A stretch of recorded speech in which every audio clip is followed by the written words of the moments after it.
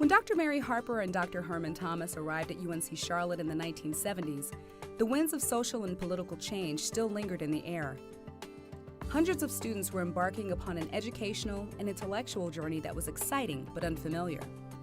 Many were first-generation college students. Harper and Thomas gave them direction to help them chart a course on their new journey. As a way to pay tribute to their contributions and highlight their legacy, the Harper-Thomas Legacy Endowment for Study Abroad has been created. The main reason I thought it was important to recognize both Dr. Harper and Dr. Thomas is when we came to UNC Charlotte, we were on a journey and a lot of us really didn't know where we would end up. And what Dr. Thomas and Dr. Harper provided us was a roadmap that helped us understand who we were as individuals and also how to best navigate the course here at UNC Charlotte. There was an opportunity to help them develop self-confidence, to feel equal, to learn how to function in a multicultural society, to develop a sense of pride, to help them develop leadership abilities. Some of these students came not realizing the potential that they possessed, and it was as if we were the key that unlocked this door to their potential.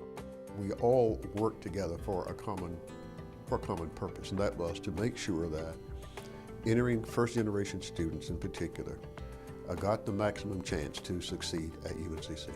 From that perspective, what I learned from really both Dr. Thomas and Dr. Harper is to be the best you can be, and they both did a lot to, if you will, instill that in us when we were here. Their work, however, was not restricted to the campus or the city. Both Harper and Thomas recognized the need for students to become citizens of the world. So many of them were from isolated communities, had never been around people of other ethnicities. Along with that came the idea that if you're going to study the sources of cultural traditions and African American experience in particular, you needed to know something about Africa. And so we were able to, in the early years, get students to go to Africa and incidentally visited several other locations on the way to and or from. Dr. Harper and Dr. Thomas helped set the stage for students' study abroad experience.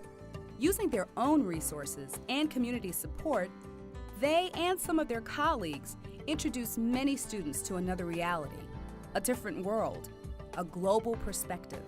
The way it advantaged me is when we started signing international contracts at work, I was always the first person that was on everybody's lips in terms of, hey, she's been to international business courses, she's the right person to lead the project.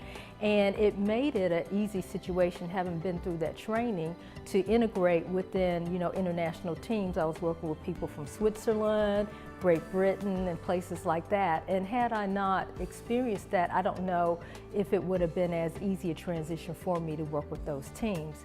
With a minimum of $75,000, the Harper-Thomas Legacy Endowment will provide a perpetual merit-based scholarship to support international educational experiences. Preference for the award will be given to self-identified, first-generation college students from underrepresented populations. There's a need for students to experience cultures that are not the same as their own. And this is the advantage of traveling abroad. You get to the experiential learning. We believe very much in experiential learning before that term became to be popular. And it enhances the whatever field they're studying. This past summer, I actually went on a faculty-led Mount Zion Dig project, and it was led by Dr. James Tabor and Dr. Diane Zablotsky. I had not traveled outside of the country before that. This was actually my first experience abroad. I definitely learned a lot of lessons that I don't think I could learn in a standard classroom setting.